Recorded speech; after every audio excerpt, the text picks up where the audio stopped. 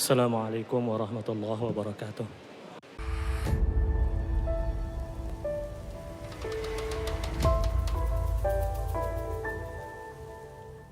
Alhamdulillah. Alhamdulillahilladzi amarna bil ittihad wal i'tisami bihablillahil matin. Asyhadu an la ilaha illallah wahdahu la syarika lah. Iyyahu na'budu wa iyyahu nasta'in. Wa asyhadu anna sayyidana Muhammadan 'abduhu wa rasuluh al-mab'utsu rahmatan lil alamin. Allahumma salli wa sallim wa barik ala sayyidina Muhammadin wa ala alihi wa sahbihi ajma'in. Amma ba'du fa ya ibadallah ittaqullaha wa'tasim bih wa may ya'tasim billah faqad hudiya ila siratin mustaqim. Hadirin jamaah salat Jumat rahimakumullah. Kalau kita perhatikan bagaimana cara Nabi mengajarkan Islam kepada para sahabatnya, kita bisa menemukan banyak cara. Nah, salah satu yang menarik itu adalah cara Nabi bertanya kepada para sahabatnya. Lalu kemudian terkait hal tertentu, terkait tema tertentu, lalu kemudian para sahabat merespon dan Nabi pun membenarkan atau mengoreksi. Nah, pada hari ini kita baca salah satu kisah bagaimana pembelajaran tersebut. Suatu hari Nabi suatu pagi pernah keluar dari rumahnya menuju masjid, dan di dalam masjid ada para sahabat yang sedang berbincang-bincang. Lalu Nabi pun bertanya, "Kaifa asbahtum ya ashabi?" Bagaimana kalian pagi ini wahai para sahabatku? Lalu para sahabat pun menjawab, "Asbahna bil imani billah." Kondisi kami pagi ini baik dan tetap dalam beriman kepada Allah Subhanahu wa taala. Nah, lalu Nabi meneruskan pertanyaannya, "Wa ma alamatu imanikum?" Kalau begitu tolong sampaikan kepada saya, kata Nabi, apa indikatornya? Apa tanda dari keberimanan kalian itu wahai para sahabat? Nah, lalu para sahabat pun menjawab, ada 3 ya Rasulullah. Nasbiru 'alal bala wa nashkuru 'alal raha wa narda bil qadar. Pertama, kami bisa bersabar atas musibah yang Allah timpakan kepada kami. Yang kedua, kami bisa bersyukur atas apapun bentuk nikmat yang Allah berikan kepada kami. Dan yang terakhir, kata para sahabat, kami menerima apapun ketentuan yang Allah tetapkan buat kami. Lalu Nabi pun mengucapkan, "Antumul mu'minuna haqqa." Bahwa kalian semua para sahabatku adalah sahabat yang benar-benar beriman, benar-benar mukmin yang sejati. 3 hal ini tadi sejatinya adalah indikator kita juga dalam proses kita menjaga dan memupuk iman kita masing-masing. Pertama, pembelajaran yang disampaikan oleh Rasulullah kepada para sahabatnya itu bisa kita terapkan dalam kehidupan kita. Musibah, bencana dari waktu ke waktu sering kita alami. Nah, kalau prinsip yang disampaikan oleh para sahabat tadi kita terapkan, maka kemampuan kita untuk bersabar membuat musibah yang kita alami itu menjadi mudah, menjadi ringan, menjadi sesuatu yang tidak begitu berarti. Walaupun jelas dia berat harus kita hadapi. Tetapi dengan prinsip sabar yang tadi diajarkan oleh para sahabat dan oleh Nabi, maka kita bisa mengembangkan rasa bahwa Allah sebetulnya kalau dalam bahasa Al-Quran menyiapkan ujian-ujian bagi kita untuk melihat seberapa baik kita mengabdi, seberapa baik kita beramal, seberapa baik kita merespon kepada Allah Subhanahu wa taala. Prinsip yang kedua, wa nashkuru 'alal raha. Kami, kata para sahabat, bersyukur terhadap nikmat, apapun bentuk nikmat itu yang Allah berikan kepada kami. Ini juga kalau kita bisa terapkan di dalam kehidupan kita, maka kita bisa menjalani keberimanan kita, keberislaman kita dengan mudah, dengan penuh berkah dari Allah Subhanahu wa taala. Tetapi mensyukuri yang Allah titipkan kepada kita itu tidak mudah. Karena itu ada beberapa prinsip yang harus kita terapkan. Yang pertama, mengukurlah ke bawah. Mengukurlah ke bawah itu maksudnya, kalau Allah berikan kita rezeki hari ini 100 ribu, maka kita akan mudah bersyukur kalau kita melihat teman saudara kita, tetangga kita yang bawa pulang uang hasil pekerjaannya kurang dari 100 ribu. Kalau hari ini kita hanya mengendarai sebuah motor, kita akan bisa bersyukur dengan mudah kalau kita melihat dan mengukur kepada saudara dan tetangga kita yang hanya kemana-mana menggunakan sepeda atau bahkan berjalan kaki. Itu yang pertama. Dalam hal kehidupan kita di dunia ini, mengukurlah ke bawah.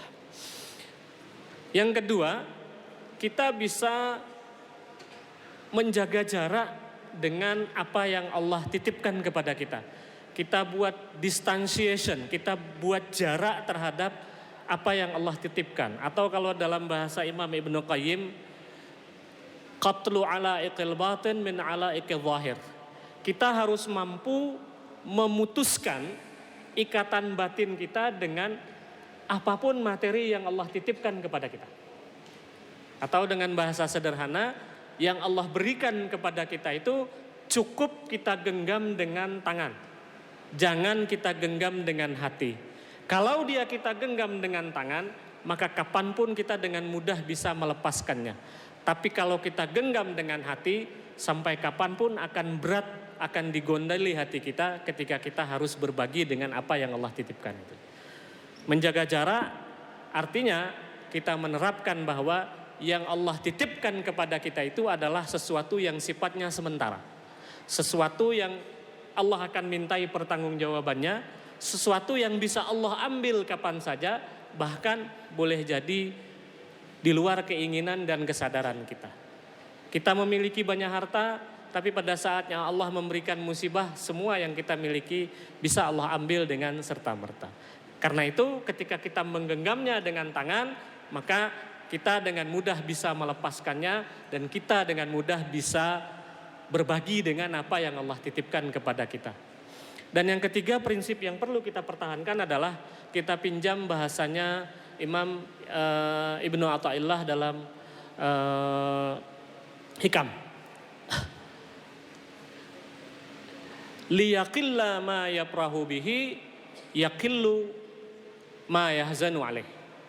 Kalau kita bisa mengurangi kesenangan kita kepada sesuatu, maka pada saat yang sama kita bisa mengurangi rasa sedih kita terhadap sesuatu itu. Sederhananya begini, bolehlah kita punya mobil baru, tetapi kesenangan kita dengan mobil baru yang kita miliki itu harus kita jaga dengan menerapkan prinsip bahwa kesedihan kita juga akan besar ketika kesenangan kita terlalu tinggi. Maka pada saat kita senang itu, kita terapkan dalam hati kita, satu saat akan ada kesedihan yang akan kita alami dengan mobil kita itu. Saat kita serempetan, saat kita tabrakan, saat mobil itu rusak, atau saat mobil itu hilang dari parkiran, itu kesedihan yang akan kita alami.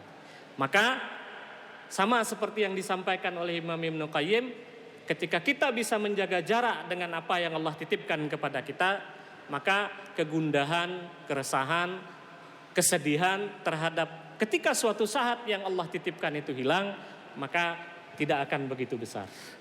Itu prinsip yang bisa kita bangun untuk menerapkan rasa syukur terhadap apa yang Allah titipkan kepada kita. Yang terakhir, wa nardha bil qadar.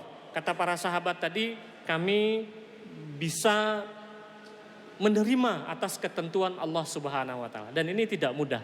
Sifat kita manusiawi adalah lebih sering berburuk sangka dan mengambil kesimpulan yang terlalu cepat. Ketika sesuatu yang jelek terjadi pada kita, lebih seringnya kita menyalahkan Allah Subhanahu wa taala. Lebih seringnya kita berburuk sangka kepada Allah Subhanahu wa taala. Kita menyimpulkan bahwa Allah tidak sayang dengan kita. Allah tidak menyukai kita dan lain sebagainya. Maka sungguh sangat tidak mudah ketika kita berusaha untuk mensyukuri, menerima ketentuan yang Allah gariskan buat kita. Satu-satunya jalan tentu adalah dengan menerapkan prinsip berbaik sangka kepada Allah.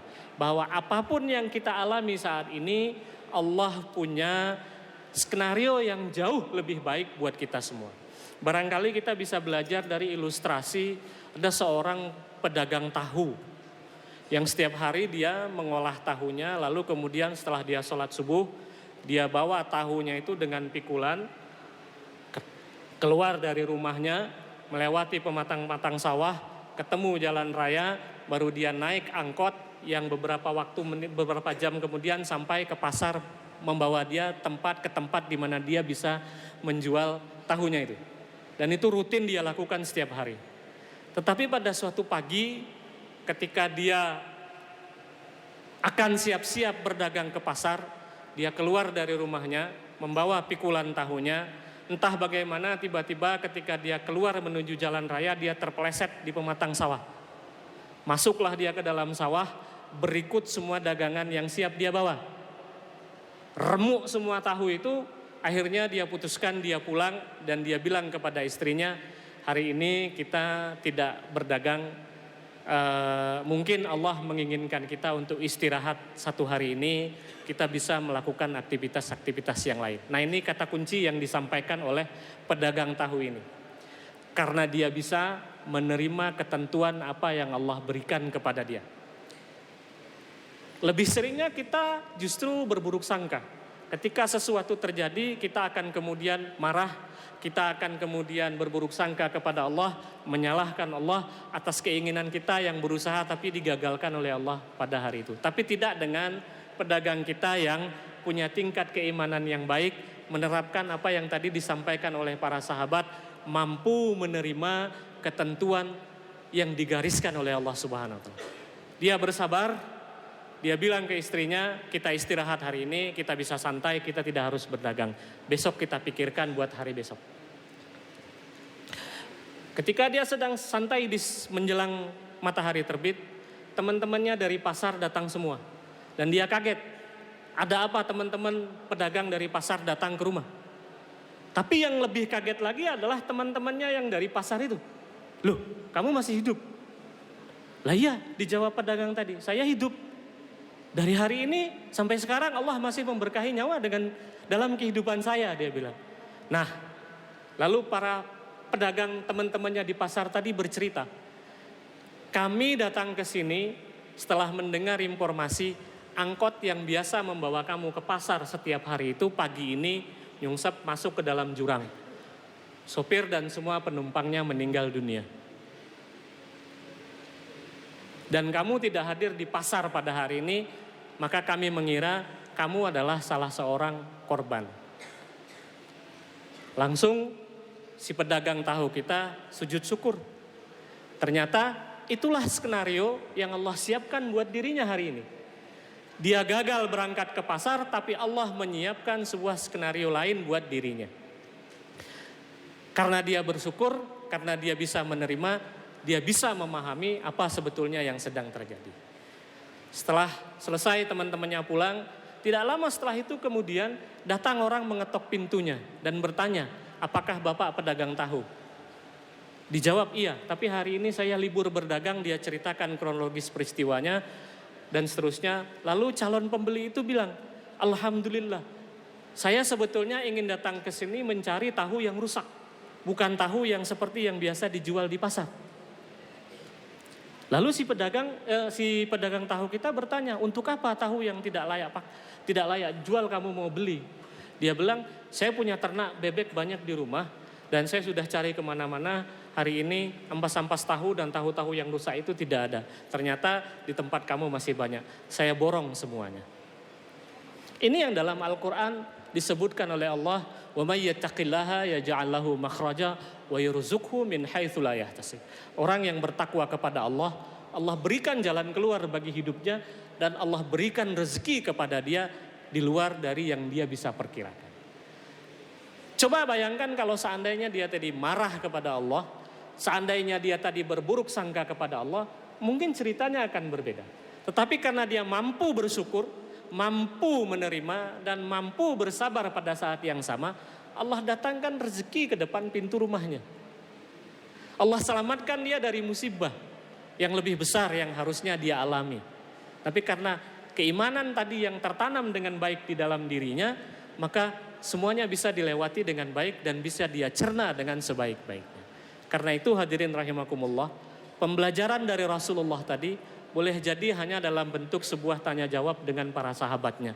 Tetapi muatannya sebetulnya sangat besar bagi kita untuk kita jadikan pegangan dalam proses kita menjaga dan menjalankan keimanan kita kepada Allah Subhanahu wa taala. Semoga hadirin sekalian adalah hamba-hamba Allah yang mampu bersabar atas apapun bentuk ujian yang Allah berikan, mampu bersyukur atas apapun bentuk nikmat yang Allah titipkan, dan mampu menerima ketentuan Allah yang Allah gariskan buat kita semua, baik itu ketentuan baik ataupun ketentuan buruk. Amin ya rabbal alamin. Barakallahu li wa lakum fil Qur'anil azim wa nafa'ani wa iyyakum bima fihi minal ayati wadh-dhikril hakim wa taqabbala minni wa minkum tilawatahu innahu huwas samiul alim wa qul ghabbir warham wa anta khairur rahimin. Khairur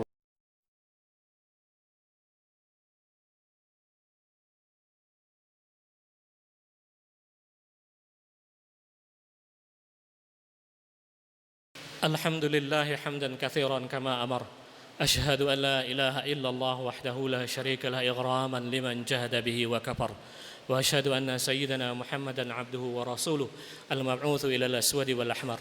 Allahumma salli wa sallim wa barik ala sayyidina Muhammad sahibi wajhil anwar wa ala alihi wa ashabihi wa man tabi'ahum bi ihsanin ila yaumil mahsyar. Amma ba'du fa ya ibadallah ittaqullaha fima amar. واعلموا أن الله صلى على نبيه قديما ولم يزل قائلا عليما.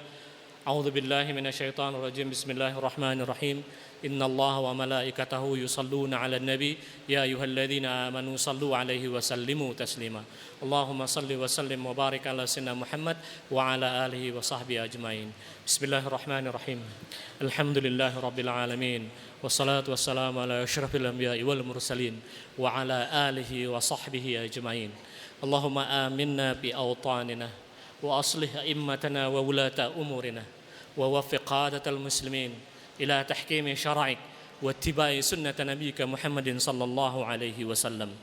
اللهم اجعلنا من الشاكرين على نعمائك وكما أنعمت علينا فزد وكما زدت فبارك يا الله. اللهم اغفر للمسلمين والمسلمات والمؤمنين والمؤمنات الأحياء منهم والأموات إنك سميع قريب مجيب الدعوات ويا قاضي الحاجات. ربنا ظلمنا أنفسنا وإن لم تغفر لنا وترحمنا لنكونن من الخاسرين. ربنا آتنا في الدنيا حسنة وفي الآخرة حسنة وقنا عذاب النار والحمد لله رب العالمين ولذكر الله أكبر والله يعلم ما تصنعون.